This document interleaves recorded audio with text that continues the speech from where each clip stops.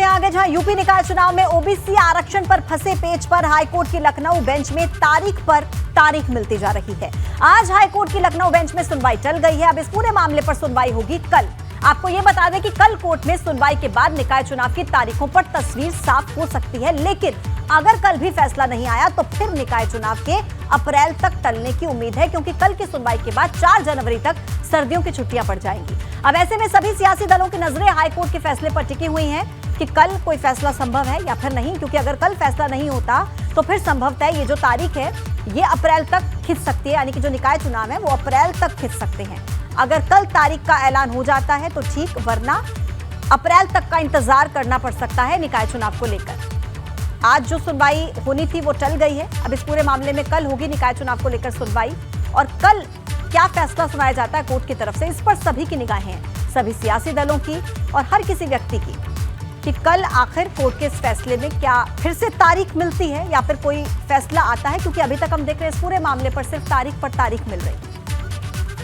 गाजियाबाद में एबीपी गंगा की खबर का बड़ा असर देखने को मिला है, जहां पर गरीबों के फ्लैट हड़पने के मामले में अपेक्स बिल्डर दोषी करार। देखिए, जीडीए की जांच रिपोर्ट में अपेक्स बिल्डर को दोषी पाया गया है, लेकिन बिल्डर पर आवास विकास ने अभी तक कोई कार्रवाई नहीं की है।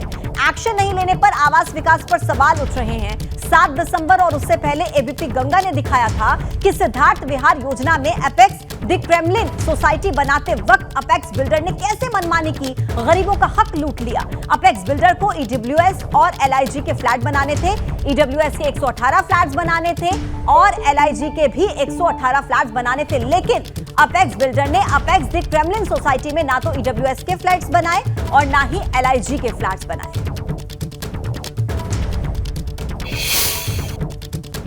गाजियाबाद की आवास विकास की सिद्धार्थ विहार योजना में अपेक्स बिल्डर ने किया है गड़बड़झाला, और उस गड़बड़झाले की शिकायत की गई शासन से, तो शासन ने उसकी रिपोर्ट जीडीए से मांगी।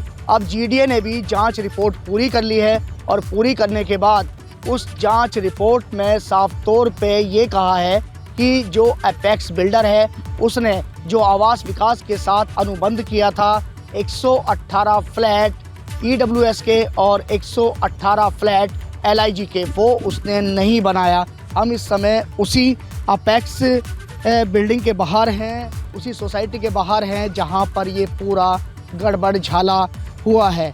अब इसमें जो आवास विकास है, आवास विकास को कार्यवाही करनी है, क्योंकि आवास विकास के साथ जो अनुबंध कराया गया था उस अनुबंध का पालन नहीं किया। हालांकि जीडीए ने इसमें साफ तौर पर दोषी करार माना है, और दोषी करार देते हुए साफ तौर पे ये कहा है कि जो अनुबंध, जिस अनुबंध के तहत यहाँ पर बल्क सेल की ज़मीन अपेक्स बिल्डर को दी गई थी, उसके अनुबंध के चलते अपेक्स बिल्डर ने एक भी शर्त का पालन नहीं किया, क्योंकि इसमें 236 फ्लैटों का गड़बड़झाला कर दिया जो कि गरीबों के लिए बनाए गए थे।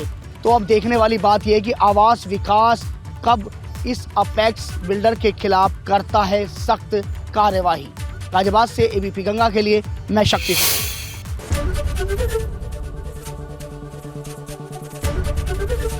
एबीपी गंगा, खबर आपकी, जुबान आपकी।